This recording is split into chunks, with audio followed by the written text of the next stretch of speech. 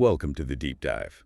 Today, we're charting a course south, looking at some amazing travel opportunities waiting for you in Chile, Argentina, and Colombia. Yeah, these are incredible places. South America offers such a, breathtaking variety of landscapes, cultures. Planning a trip can feel a bit overwhelming, honestly. Absolutely, it can. So our mission today is really to zero in on some of the most exciting possibilities for your adventure in these, really vibrant countries. And we'll be using info from official tourism guides, but also looking closely at what Indus Travels offers their specialists in the region, right? Exactly. They know their stuff. Yeah. It should help us understand what makes these places tick and, importantly, how you can best experience them. Okay, ready to dive in. Let's start with Chile, a land of really dramatic contrasts. Chile really is something else, geographically speaking. I mean, you go from the Atacama Desert, which is incredibly dry, all the way down to the glaciers in Patagonia. The diversity in one country is just remarkable. Okay, let's kick off with the Atacama Desert then, known as one of the driest places anywhere, and you see pictures of Moon Valley. That moon-like description feels pretty accurate. It does, doesn't it? And what's really fascinating about that extreme dryness, plus the altitude and almost zero light pollution, is the sky.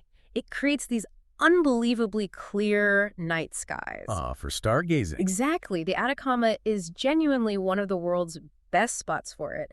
You see the Milky Way so vividly, distant galaxies.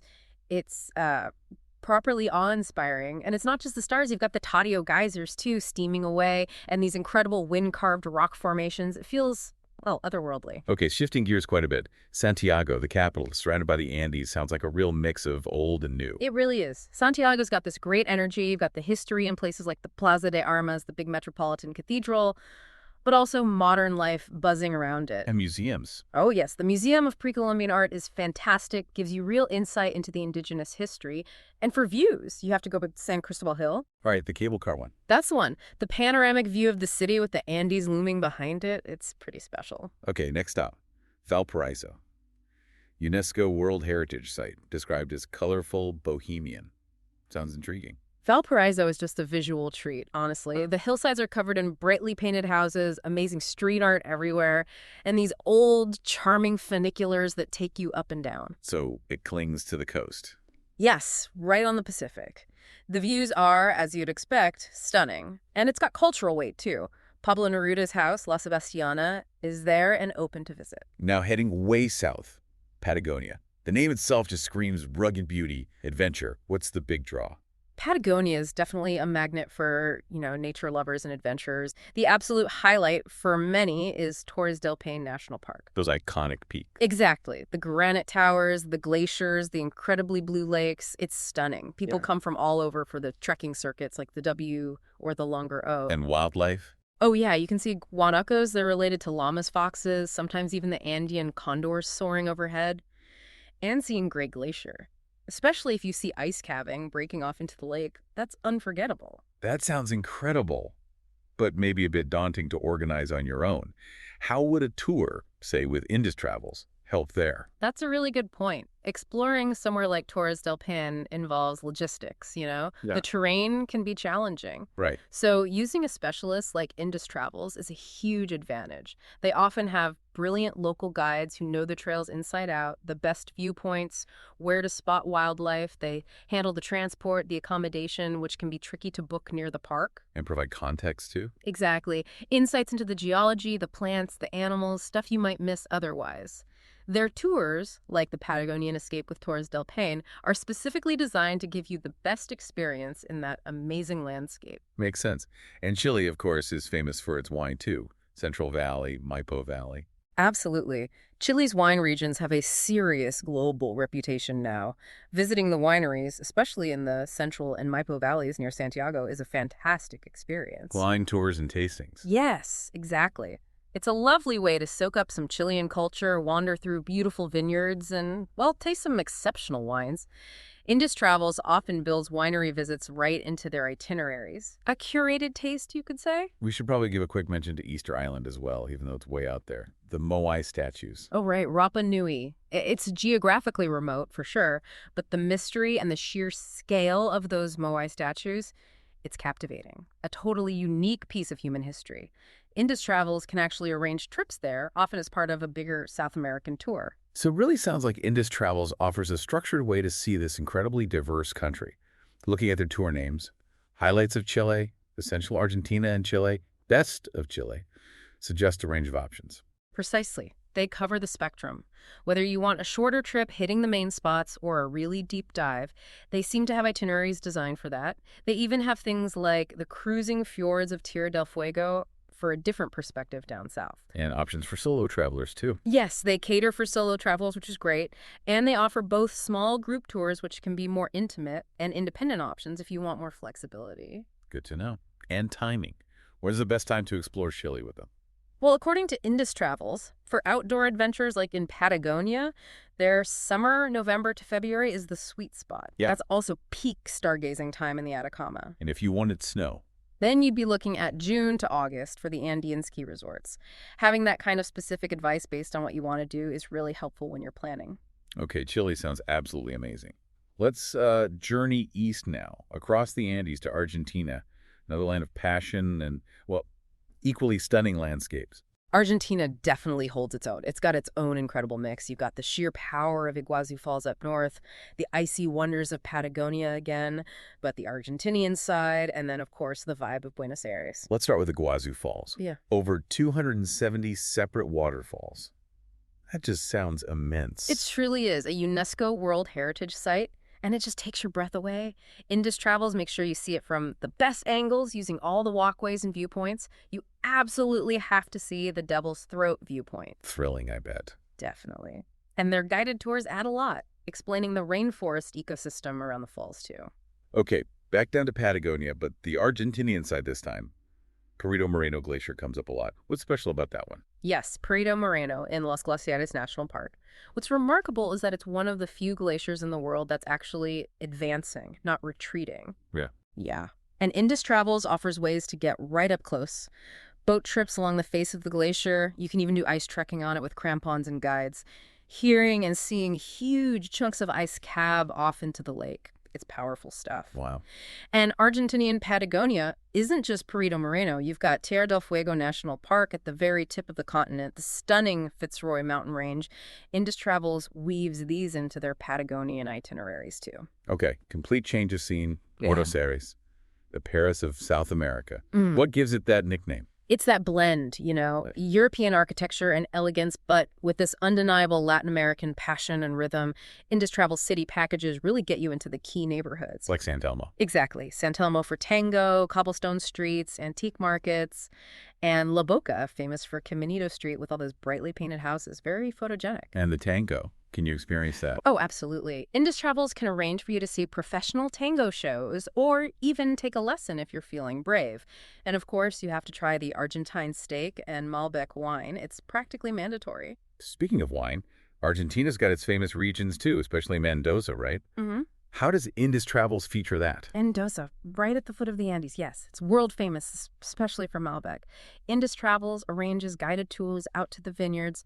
It's beautiful scenery. So tastings and learning about the process. Precisely. You get to learn about the winemaking, the unique terroir, as they call it, meet the people behind the wine. It's a really enjoyable part of Argentinian culture. And what about the gaucho culture? Can travelers get a sense of that? Yes, definitely. A visit to an estancia, a traditional ranch, is the way to do it. Indus Travels can set that up. You can go horseback riding out on the Pampas Plains, see gaucho skills demonstrations, and enjoy an asado. The barbecue? The legendary Argentine barbecue, yes. It's a fantastic, immersive cultural experience, gets you out into the heartland. And for wildlife lovers, Argentina seems strong there too. Valles Peninsula, Putatambo. Oh, huge highlights. The Valdez Peninsula is another UNESCO site, just teeming with marine life. Depending on the season, Indus Travels excursions might offer chances to see southern right whales, dolphins, orcas, sea lions, elephant seals. Incredible. And Putatambo. Penguins. It's home to the largest colony of Magellanic penguins in South America. Hundreds of thousands of them, walking amongst them. It's quite something. Indus Travels can easily build that into a trip. Sounds like Indus Travels really covers Argentina comprehensively too. Tours like Grand South America, Essential Argentina in Chile, Marvelous Argentina, those Patagonian ones again. Exactly. They have a really wide range, big multi-country trips, tours focused just on Argentina's highlights, dedicated Patagonian adventures. They tailor it. Plus, those Buenos Aires city packages are great if you just want a shorter city break. And again, solo traveler options are available. And best times to visit Argentina, according to them. Does it vary? It does, because it's such a big country. Indus Travels generally suggests spring and autumn, so roughly September to November and March to May for places like Buenos Aires and central Argentina. Summer, December to February, is best for Patagonia's weather. And Iguazu Falls. Spring and autumn are often recommended for Iguazu, maybe avoiding the hottest, wettest periods. Having that kind of regional timing advice from a specialist is really valuable. Okay, our final destination in this deep dive. Colombia. A country that feels like it's really blossomed as a travel destination, full of beauty and culture. Colombia is absolutely stunning. It boasts the second highest biodiversity in the world, which is incredible. Diverse climates, rainforests, mountains, coastlines, really rich culture and traditions, too. You often hear people talk about its movie-like scenery, and it's true. Let's start with the capital, Bogota. High altitude, modern but historic. What's the experience like with Indus Travels? Bogota's fascinating. Indus Travels tours usually take you up Montserrat Hill for those amazing city views. You'll explore La Candelaria, the historic heart with its colonial buildings and museums, and they can introduce you to the nightlife, too, places like Zona Rosa. It's a guided way to understand this complex, vibrant city. And then there's Cartagena on the Caribbean coast. Sounds completely different, a jewel of world heritage. Cartagena is pure magic. It really is a walled colonial city right on the Caribbean Sea. Indus Travels tours really immerse you in its history, the colors, the music, the atmosphere. It's incredibly alluring, very romantic, very photogenic. And Medellin, another major city, sounds quite dynamic. Medellin has undergone a huge transformation. It's known for innovation now. Indus Travels might include visits to Parque Arvi, which is this huge nature reserve accessible by cable car right from the city, or the Antioquia Museum with Botero's famous sculptures, and again, a lively nightlife, especially in the El Poblado area. Beyond the cities, Colombia has these incredible natural experiences. The Amazon rainforest, for example. How would Indus Travels help you explore that? Visiting the Colombian Amazon is, well, an adventure into mind-blowing biodiversity. Indus Travels can arrange proper immersive trips, think boat journeys on tributaries of the Amazon River, guided jungle walks with local experts pointing out wildlife, maybe even unique things like hot air balloon rides over the canopy. They manage the logistics to make it accessible. I have heard about the Lost City Trek, Ciudad Perdida. That sounds intense but amazing. It is. The lost city of Tayuna is a major pre-Columbian archaeological site, older than Machu Picchu, hidden in the Sierra Nevada mountains. Indus Travels organizes guided multi-day treks to get there. It's physically challenging, yes, but incredibly rewarding. A deep dive into ancient history with expert guidance. And Colombia means coffee, right? A coffee tour seems essential. Oh, absolutely. A coffee tour in Colombia's Coffee Triangle region is a must-do for coffee lovers, or really anyone interested in culture. You learn the whole process, from the bean growing on the plant to the final cup. You meet the farmers. Indus Travels often includes visits to coffee fincas, farms in their itineraries. It's a sensory delight. And maybe even catch carnival. If your timing is right, yes. The Carnival of Barranquilla is one of the biggest in the world, a massive explosion of music, dance, costumes, and pure Colombian joy. Indus Travels could certainly help arrange travel around that if it aligns with your dates. So again, Indus Travel seems well equipped for Colombia. Tours like Marvelous Bogota and Cartagena, Best of Colombia, and the Coffee Triangle. Yes, they offer focus tours hitting key highlights like the cities and the coffee region, but also bigger trips like highlights of Ecuador, Peru, and Colombia, or the Grand South America one that includes it. They have different styles too: group tours, small group options for a more intimate feel, and coach tours, something for most preferences. And the best time to visit Colombia. Any advice from Indus Travels on that? They note that the dry season, which is roughly December through March, usually means sunnier days, great for sightseeing and hiking. But the rainy season, April to November, isn't necessarily bad. Landscapes can be greener, lusher, and there are often more local festivals happening then. So it kind of depends on what you prioritize. It definitely seems clear throughout this that Indus Travels really positions themselves as specialists for these specific South American countries. Exactly. That's their focus. Yeah. Chile, Argentina, Colombia, they're not trying to be everything to everyone. They offer those small group tours, which lots of people prefer for a deeper experience, but also independent tours if you like more freedom. Hmm. Their real strength seems to be crafting itineraries that genuinely showcase the best of each place because they know the region so well. So choosing a specialist operator like them, there's a real tangible benefit there, isn't there? Absolutely. You're tapping into deep knowledge. They have the local contacts, the logistical expertise for what can be complex travel, experienced guides. They can create those really immersive, unique moments that might be harder to find on your own. And they seem to cater to different budgets and travel styles, too. And you mentioned they have a travel club. Yeah. What's that about? Yeah, the Indus Travel Club. It looks like joining gives you access to things like exclusive deals, maybe early booking offers, the ability to hold a price for a bit, sometimes potential room upgrades, and even member-only trips, sort of like a loyalty program offering extra value. And one last practical point, booking reassurance. That's important these days. Very important. Indus Travels has a COVID-19 reassurance policy. It offers flexibility, allowing changes or refunds under certain conditions if things disrupt travel plans. That definitely adds a layer of confidence when you're planning and booking an international trip.